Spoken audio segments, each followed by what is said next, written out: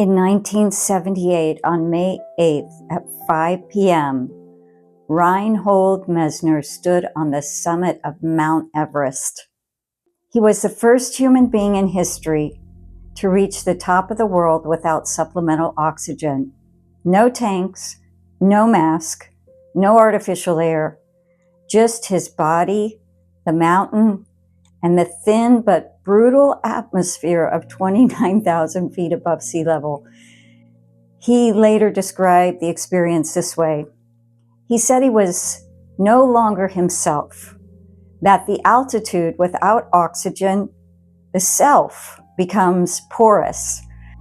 The boundary between where you end and where the mountain begins dissolves. He said he was not sure in those final hours whether he was climbing the mountain or whether the mountain was climbing him. He made it to the top, and then, alone, exhausted, beyond any description language can hold, he turned back around and came down. Not because the summit wasn't real, because the summit was never the point. Welcome back to the Climb Home. I'm Devin. 7 episodes. If you have been climbing with me since episode 1, if you sat in the 3 base camp questions, if you wrote, "Isn't that interesting?" 47 times, if you followed the historical thread back to the room you grew up in, if you told one person the truth about what this has actually cost you, wow, I want to say something to you before we go further. You did something most traders never do. Not because they can't, because the trading world never told them it was possible. You looked at the gap between knowing your rules and following them. And instead of deciding it was a character flaw, instead of writing the journal entry one more time, instead of buying one more course that promised to fix your discipline, well, you asked the real question. What is actually happening here? That question is the bravest thing a trader can ask. And today, in this final episode, I want to show you what happens when you've been asking it long enough. What the desk looks like, what the screen feels like, what trading becomes when the wound finally stops running the show. Reinhold Messner was born in 1944 in the South Tyrol district, a mountain region of northern Italy, right at the foot of the Dolomites. He grew up climbing, not as a hobby, as a language. By the time he was in his 20s, he was considered the most technically gifted rock climber in the world. He climbed routes that other experts said were impossible. He did it with a minimalism that other climbers found uncomfortable. Less gear, less support, less everything that the climbing world considered essential. He called it by fair means. The idea was simple and radical at the same time. If you need artificial equipment to climb something, you haven't really climbed it. You've just moved through it with help. The mountain hasn't tested you, it's accommodated you. Real climbing to Messner meant meeting the mountain on its own terms. In 1970, 8 years before his Everest summit, Reinhold Messner and his brother Gunther climbed Nanga Parbat, the 9th highest mountain in the world, a mountain with one of the highest death rates in Himalayan climbing. They summited, and on the descent, in conditions that deteriorated faster than anyone could have predicted, Gunther died. An avalanche. Gone. Reinhold Messner lost his brother on that mountain that day, and he lost several toes to frostbite. And he was accused by other climbers for years, bitterly and publicly, of having abandoned his brother, of having saved himself. He spent decades fighting that accusation, carrying the grief, carrying the guilt that wasn't his to carry, and he kept climbing. Not to escape the grief, not to prove something to the people who had accused him, something harder than either of those things. He kept climbing because the mountain was the only place he had ever felt fully honest with himself. And he was not finished being honest. By 1986, 16 years later, after Gunther's death, 8 years after the Everest summit, Reinhold Messner had done something no human being had ever done before or since. He had summited all 14 of the world's 8,000ers, all 14 mountains above 8,000 meters, every single one without supplemental oxygen. And then he stopped. Not because he had to, because he was done, not burned out, not broken, not defeated, done. The way you are done when something has given you everything it has to give, and you have received it fully, and you are genuinely, quietly, completely ready to put it down. He came home. He wrote. He built museums dedicated to mountain culture. He entered politics. He raised his children. He walked the Dolomites near the place where he grew up. And when people asked him, as they always did, as they always do, what the mountains had given him, he said something I have been sitting with for a long time. He said, "I did not conquer the mountains. The mountains helped me conquer myself." That is what this series is all about. Not conquering the market, conquering yourself. And then, and this is the part that nobody tells you, discovering that conquest was never the right word either, because what Messner found on those mountains wasn't dominance. It was freedom. Freedom to be the man who knows exactly who he is, who has been tested at altitude and knows what he's made of, who carries the grief without being run by it, who is finished proving something because he no longer needs to. That is the trader I want to become, and that is the trader I want you to become. That is the summit of the climb home. And I want to be honest with you about something, because this is the finale, and finales can be tempted toward false peaks, toward the triumph music and the sweeping statement and the promise that everything is different now. And some things are different. But let me tell you what coming home actually looks like, because it is not what the trading industry sells as the destination. Coming home does not mean you never feel fear at the desk again. It means the fear no longer drives. Coming home does not mean you never take a wrong trade. It means the wrong trade is a wrong trade, not a verdict, not a catastrophe, not evidence of the old story. Coming home does not mean the market suddenly cooperates, or your account grows in a straight line, or the hard days disappear. The market is still the market. The hard days are still hard. What changes is who is now showing up to meet them. The trader who has done this work sits down at the desk, and the desk is just a desk, not a confessional, not a proving ground, not a place to recover something that was taken, not a medicine for the emptiness that was there before the platform opened, just a desk.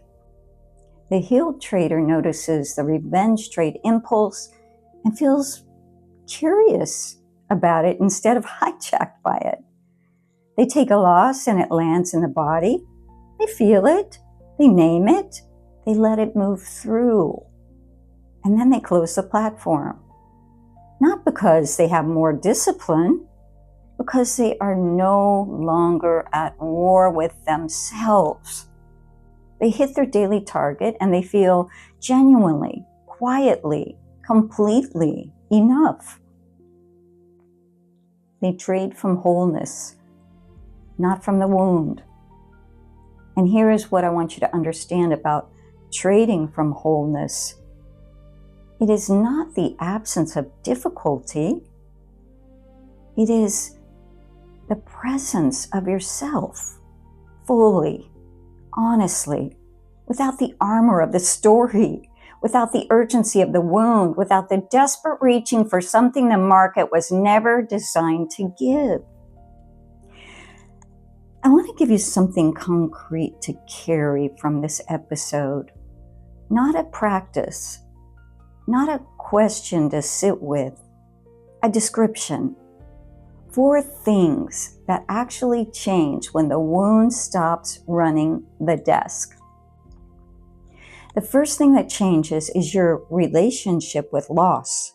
For the wounded trader, a loss is never just a loss. It's evidence, confirmation of the old story.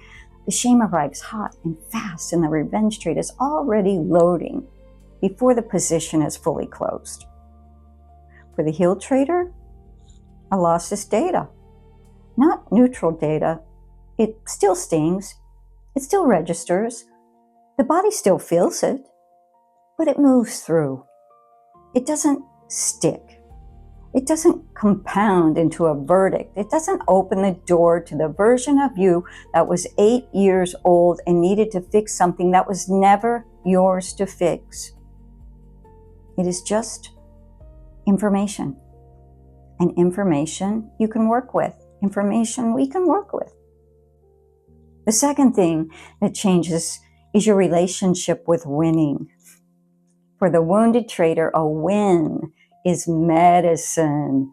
It treats the underlying condition for a few hours. It makes the story feel true, the story that says, you are enough, you are good at this, you have figured it out. And then it wears off, and you go back for more. For the healed trader, a win is just a win. A good day's work, a strategy that performed, something to note in the journal with satisfaction and genuine pleasure.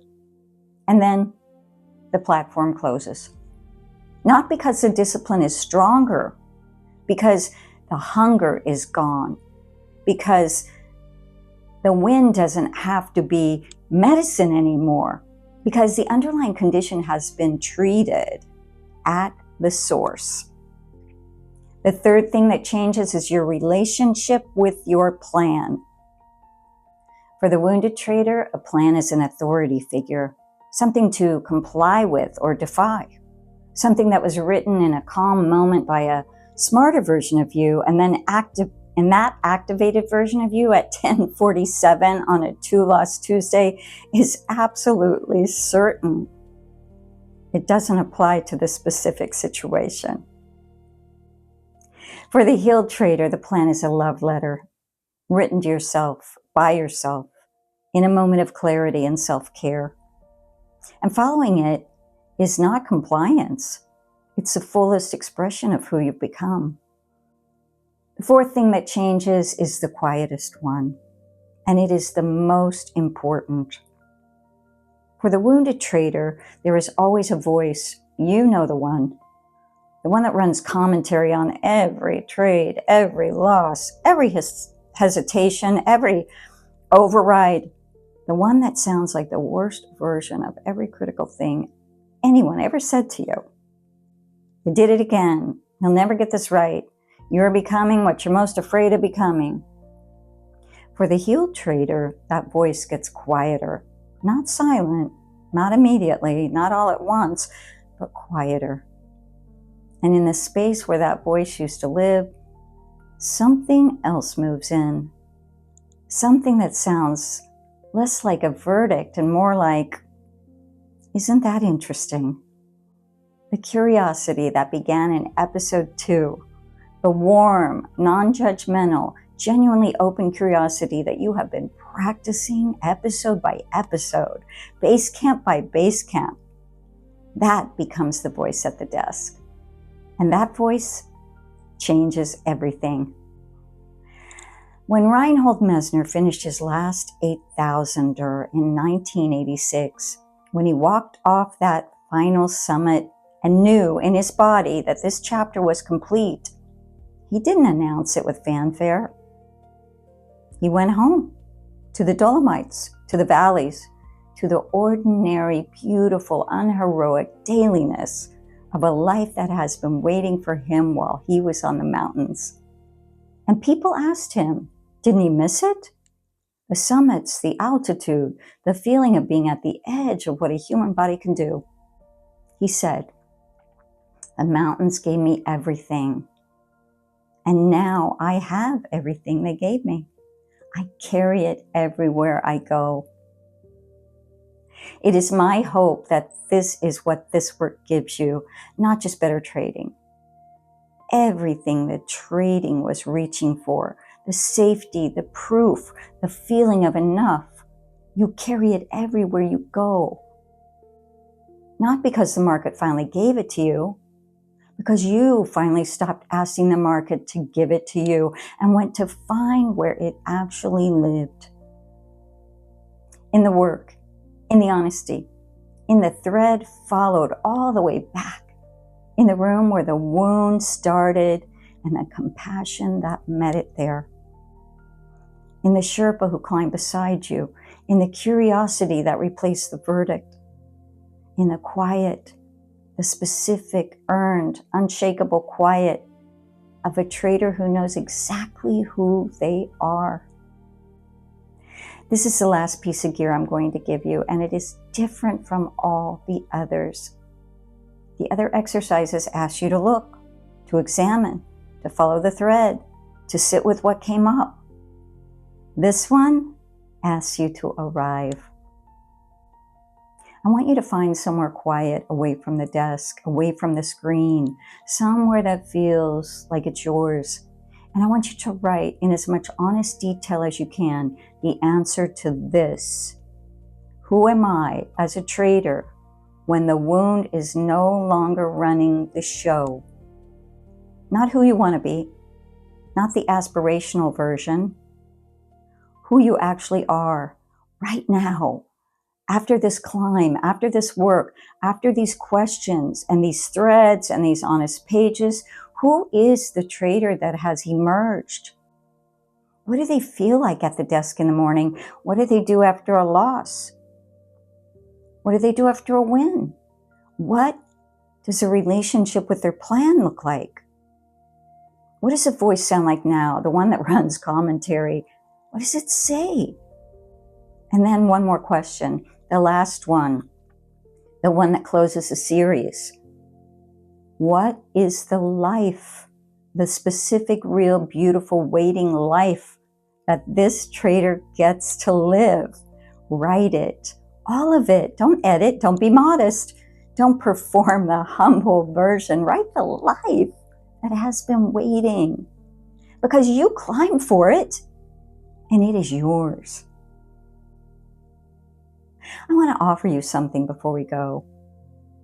This series has always been designed to be more than content. It's meant to be a practice. And practices need a place to land. So I built a companion workbook for the climb home. Each episode has its own pages, the climbing story, the core framework, reflection questions to sit with, and the healing practice with space to actually write. All 7 episodes bound together, the kind of thing you can bring to a quiet Saturday morning with your coffee or pull out after the trading week has cracked you open. It's waiting for you at thehealingtrade.com. The link is in the description. Reinhold Messner said the mountains helped him conquer himself. But I've been sitting with that word conquer for a long time, and I'm not sure it's right. Because the traders I have watched do this work, the ones who follow the thread all the way back, who meet the child in the cave with compassion, who put down what was never theirs to carry, they don't look like people who have conquered something. They look like people who have come home to themselves. I want to say one more thing, and I want to say it simply. This work, the work of the climb home, is not finished when the series ends. It's not finished when the wound feels smaller. It's not finished when the wrong trades become less frequent, or the shame becomes quieter, or the plan starts to hold, even on the hard days. It is a practice, a daily, ongoing, sometimes hard, always worthwhile practice of knowing yourself. At the desk, off the desk, in the trading, and in the living. And I'm in that practice too, not from a finished place, from the climb, right here beside you. Overtraders Anonymous meets every Sunday and Wednesday at 5 p.m. Eastern. It's free, it's anonymous, a room full of people who are doing this work, who have been in the cave, who have sat with the thread, who have told someone the truth, who are learning slowly, honestly, imperfectly to trade from wholeness. Come climb with us. Overtradersanonymous.org. The summit was never the top of the mountain. It was always the moment you realized you were already home. Thank you for coming on this journey with me. If you enjoyed it, please let me know by liking the video and leave a comment about what you discovered about yourself in writing the last exercise. And if you like this content, I have lots more planned this year, so please subscribe and remember to hit the bell so you're notified when a new video is released. For me, it's all about the journey and not the destination. And I'm excited about what comes next for us, for me, for you, for all of us. I'll see you in the next video.